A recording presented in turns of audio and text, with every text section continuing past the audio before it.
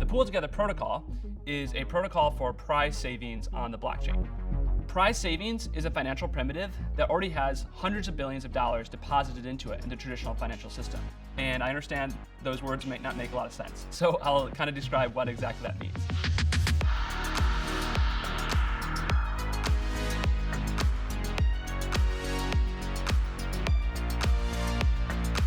Prize savings is a really interesting idea. It's a savings account. So just like a normal savings account, you can deposit whenever you want to, you can withdraw whenever you want to, you're never putting your deposit at risk. But unlike a normal savings account where you get maybe like a 1 or 2% APR on your money, you don't generally get any APR on your money, and instead you have a chance to win prizes. And the prizes are made up of the interest that accrues on everyone's funds. So you're sort of pooling together your interest and then redistributing that. It creates a financial product where you don't have to take on principal risk. You have full liquidity to withdraw whenever you want to, but you have a chance for outsized returns. You can actually realize, 100%, 1,000% returns on your money. An average depositor in PoolTogether will earn 5 to 15% APR on their money if you calculate it as an APR.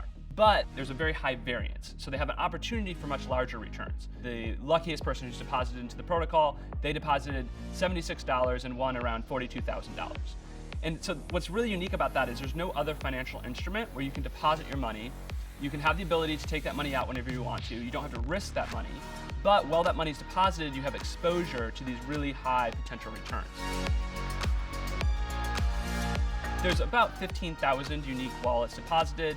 There's currently about $65 million deposited into the protocol. That obviously changes very quickly depending on sort of dynamics in the larger crypto space. The protocol's distributed over $10 million in total returns to depositors.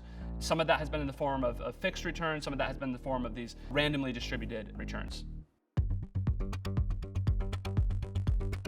So this idea of prize savings, it's actually not something that's a new idea. It's actually been around for a while, most prominently in the UK. In the 1950s, it was introduced under the name of premium bonds. And that program works the exact same as what I've described today. People can get these bonds, they have no return on them, but while they hold the bonds, they have the chance to win these randomly distributed rewards. There's over 100 billion in terms of US dollars deposited into the premium bonds program. And they distribute over $1 billion a year in prizes to the people who are holding these premium bonds. About 1 in 3 adults in the UK holds a premium bond. In the United States, these programs are also popular, but not as well known culturally.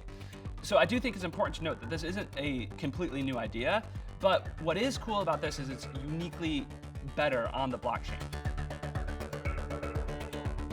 There's a few main values to it.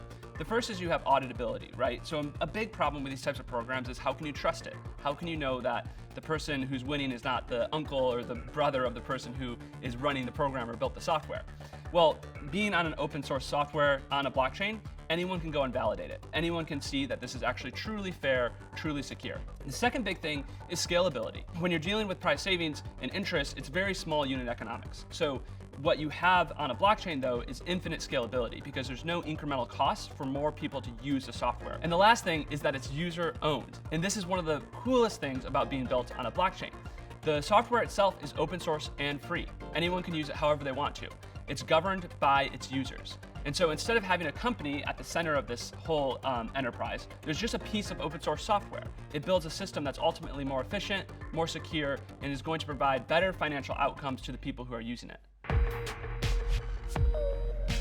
What prize savings does is create a financial instrument that's both psychologically appealing, but also helpful economically. Economically, prize savings are the only way where you can have exposure to these really large returns without having to risk your principal and without having to lock up your money. And that's very, very important, especially for people who don't have a lot of savings. They can't afford to lock it up and they can't afford to risk it. So giving them an option where they can still get outsized returns, but they don't need to risk or lock up is very helpful. The second is more psychologically.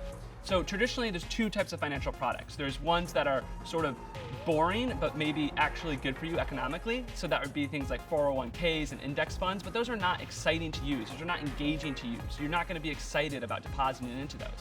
And then we have ones that are fun, but are wealth destroying. They're either negative EV, like a lottery or sports betting, or maybe they could be positive EV, but they're super high risk, like going YOLO on options right before an earnings report. Those things appeal to us psychologically, but they're not helpful to us economically. What's interesting is in decentralized finance, you have all sorts of financial experimentation taking place, and that's great. But what normal people need is a secure, principle-protected way to try these things out, to start understanding how decentralized finance works without needing to risk their money. And that is what PoolTogether offers. It's an on-ramp into DeFi. And we hear this all the time. People say, PoolTogether was the first protocol I ever used. Now they may be using other protocols. They may be doing more advanced financial things. But they start out by using PoolTogether because it's a very low-risk, secure way of economically healthy, positive expected value for them to engage in decentralized finance and get started. The other thing that's really unique about the protocol is that it's a layer on top of yield generation. So most things in DeFi, they're focused on how do you generate the most yield. What PoolTogether does, the protocol does, is sits on top and it plugs into all of these different yield generating mechanisms and redistributes that yield in interesting ways. And obviously right now, the primary way that happens is in this prize savings use case. But actually, the protocol can facilitate yield distribution through any rules that are defined. So it can be, no loss ways to donate, no loss ways to fund something, no loss ways to pay for something. So there's a broad design space that we're really excited as more developers are contributing to build on top of the protocol and say, okay, if we have yield being generated, how do we actually collect that yield and distribute that yield in interesting ways? Well, it's a really interesting question because the protocol is built and the governance is already decentralized with the pool token holders. They are in control of the protocol. So what it looks like next is scaling. And how does scaling work in a decentralized finance context? It's all about integrating into other places where consumers are already using financial products. So just in the same way that you can use Bitcoin and buy and sell Bitcoin on Coinbase or Gemini or PayPal or Square, in the future, you'll be able to use the PoolTogether protocol and access it through Coinbase or Gemini or PayPal or Square. We're not trying to build one monolithic app. We're trying to build a protocol that is integrated into all the places where consumers are using financial products. So the promise of decentralized finance in broad terms is to put open source, user-owned software at the center. Right now in our financial system, companies are at the center. And you can't audit them. They're not open source. You can't fork them and improve them. But by putting open source software at the center, you're ultimately creating a financial system that's more secure, more efficient, more resilient, and is going to deliver better outcomes for its users. And that's why we're specifically excited about PoolTogether. Prize savings, it's proven through research to help people. It helps people save money and encourages people to open bank accounts and start saving for the first time.